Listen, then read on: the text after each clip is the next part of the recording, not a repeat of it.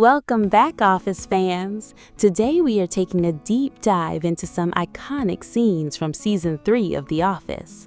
The compilation kicks off in the warehouse, where Daryl Philbin approaches Michael Scott to ask for a well-deserved raise, but the entire negotiation derails before it even begins when Daryl notices Michael's strange choice of clothing. Michael claims he is wearing a professional power suit, but Daryl instantly calls him out for wearing a women's suit, prompting Michael to defend himself to Pam by insisting he bought it from a bargain bin and claiming it's at least bisexual or a European cut, while Pam point-blank identifies the dead giveaways: shoulder pads, buttons on the wrong side, and pants completely lacking pockets, leading Michael to confess in a classic interview snippet that negotiation is about control, but he made one fatal mistake: accidentally cross-dressing. The mood then shifts as Jan Levinson unexpectedly visits the Scranton branch to meet with Michael and expresses that after taking time off to clear her mind,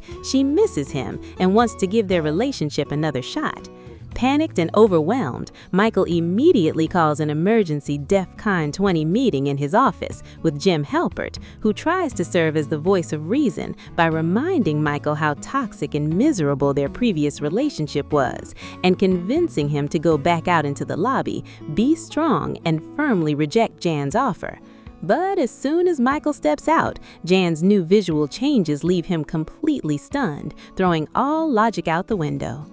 Around the office, Pam and Jim discuss how strange the dynamic has become following past breakups and reconciliations, while Michael sits down in a talking head interview, openly mesmerized by Jan's recent physical cosmetic enhancement. And back at the desk, Jan outlines new terms for a healthier relationship and suggests approaching a possible reconciliation until Michael, unable to contain himself, impulsively blurts out, "Let's get back together," completely ignoring Jim's prior warning, later trying to convince the camera that his decision is emotionally magnificent rather than shallow, as Jim watches in utter defeat while Michael admits he went from the worst relationship of his life to the best one with the exact same person.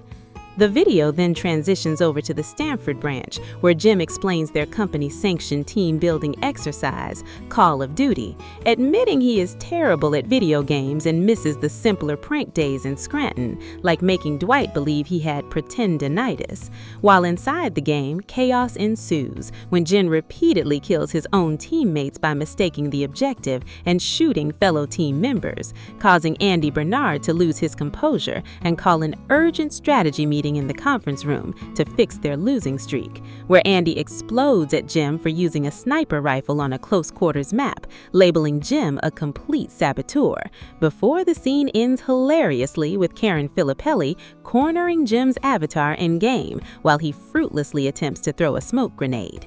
Back in Scranton, Michael attempts to cure the Monday blues by introducing an office ritual known as Movie Monday, where the staff gather around to watch 30-minute installments of movies, starting off with Varsity Blues, as Jim explains how Movie Mondays evolved from safety training reels to full feature films, including 6 consecutive viewings of Entourage. Kevin takes center stage to deliver a recap of the previous week's plot, to the annoyance of Angela Martin, and Dwight Schrute firmly voices his disapproval of wasting company time, even as the rest of the office gets invested in the film.